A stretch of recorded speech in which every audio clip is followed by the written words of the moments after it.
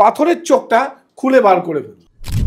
এবার ভাবুন আপনি, ভেতরে পুরো ওই হা করে রয়েছে চোখটা, আর পাথরের চোখটা হচ্ছে টেবিলে, এরকম ভাবে নাচ আছে।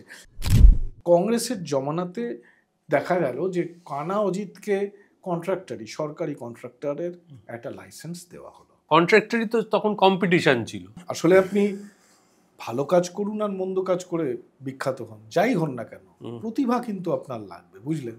তো প্রতিভাবানদের একটা স্বভাব কি জানেন? তারা সর্বনাশকে সম্ভাবনা করে ফেলতে পারে। আচ্ছা, সর্বনাশ হয়েছিল, কানা অজিতের চোখটা চলে গেছিল, পরবর্তীকালে সে যখন কন্ট্রাক্টর হলো, এই সর্বনাশটাকেই সে সম্ভাবনা বলে কাজে লাগালো। কেমন, আমি গল্পটা বলে দিচ্ছি, এটা একদম এসব লোক বেঁচে আছে যারা এই ঘটনাগুলোর সাক্ষী।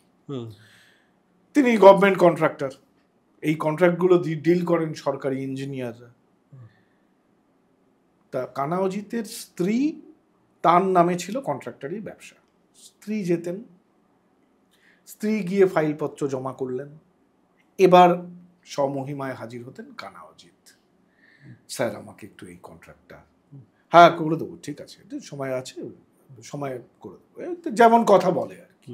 তো বুঝতে পারেনি কানা অজিত কি প্রতিভা। তাই এবার বলেছে, হঠাৎ কথা বলতে বলতে, যেমন আমি আপনার সঙ্গে কথা বলছি, কথা বলতে বলতে এরকম ভাবে চশমাটা খুলে, ওই পাথরের চোখ বসানো ছিল তো, ওই পাথরের চোখটা খুলে বার করে ফেলল। এবার যে ইঞ্জিনিয়ার, সে ভালো ছাত্র, সরকারি অফিসার, সে তো এইসব ডিল করেনি কখনো। এবার ভাবুন আপনি, ভেতরে পুরো ওই হা করে রয়েছে চোখটা, আর পাথরের চোখটা হচ্ছে টেবিলে, এরকম ভাবে নাচ আছে।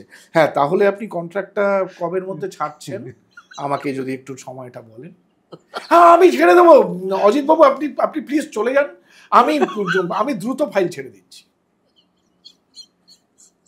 এই ঘটনাটা কিন্তু, এই ঘটনাগুলোর যারা সাক্ষী তারা আমাকে বলেছে দায়িত্ব, আমি বলেছি তাদের, আমি এগুলো লিখবো তো, হ্যাঁ লিখবে, একটাও মিথ্যা না।